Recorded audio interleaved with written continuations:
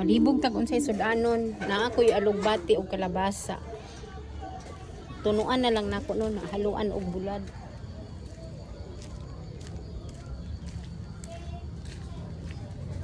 Tunuan tapos haluan og bulad. So mopalit ko og tuno. Mahal ra ba kayo ang tuno kay 40 pesos? Malibog magud tag unsay sudanon oy.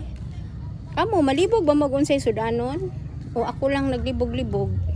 Anhita diri sa gawas. Aniga na ang ano.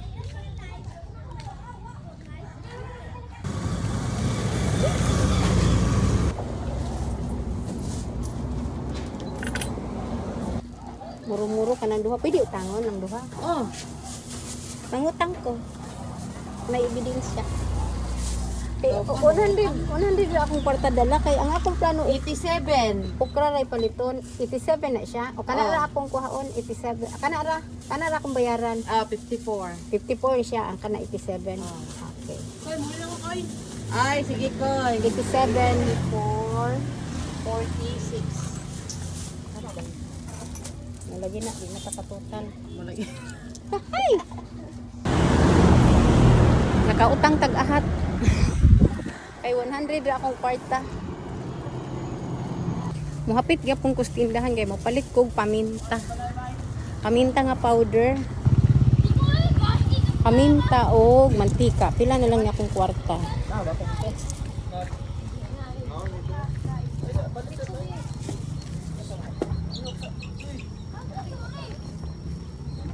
Palita kog mantika, les. Kuan lang. 10 lang. Paminta powder o duha bali duha.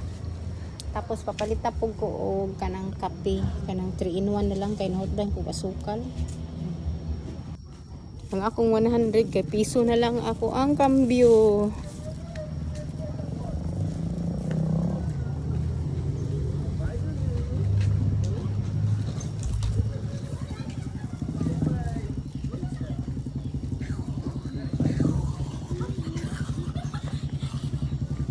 Anawa akong balay guys. O gasiga pa. Ito po speakers gasiga. Oh. Gasiga. Gasiga. Ano nila ugma isa ka buk itlog. I'm here. Ang akong gipalit kay mantika, cheese. Say media kilo man akong paliton ng kape para ugma. Gata para karon. Syempre nagpayad po kong shampoo para maligo. Sa una guys, by dozen ako ang paliton nga shampoo.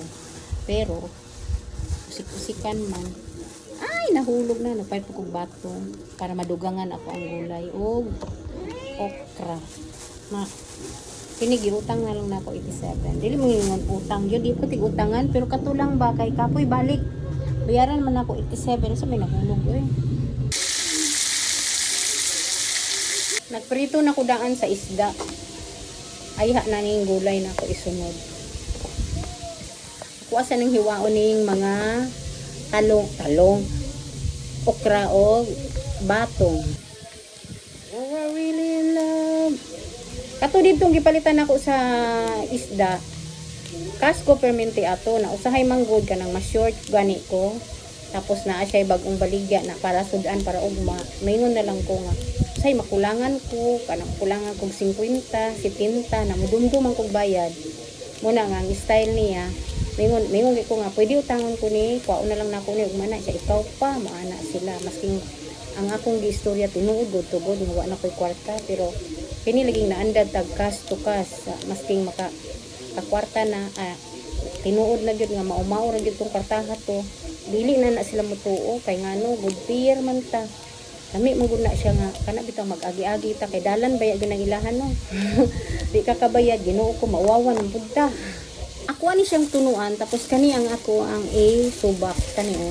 Dili gud siya totally bukog gihatag sa ako sa suki na mo sa gulay dito sa eskwelahan at bang sa eskwelahan dito ni nagapalit na gihatag niya kay suki man pud ko niya sa bulad.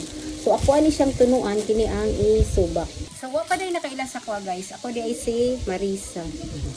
dating ahente sa mga house and lot. License po ako, pero nag-stop sa ako kay nakapokus ko karon sa akong ako hatod sundo sa eskwelahan. Pero nagyap mo connection gyapon sa mga real estate. Nagyap mo ko yung mga connection kay naaman ni GC.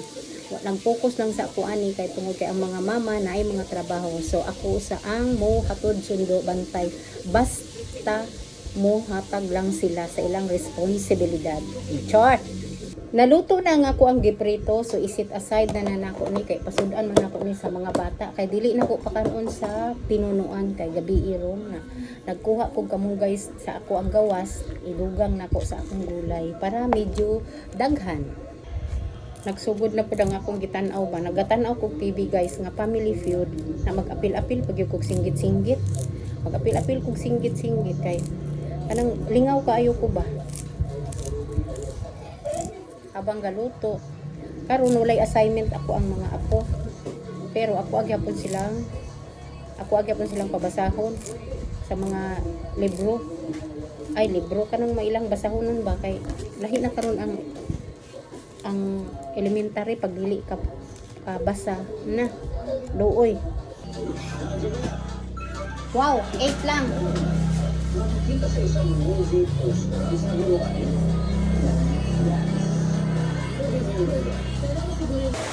First time na ako ning gamit aning gata. Nag-ulan na gud, nag-ulan na. Isunod na nako ang sana siya sitaw. Niapaw ang ako ang gulay kay nanguha kong sinampay kay nag-ulan ya.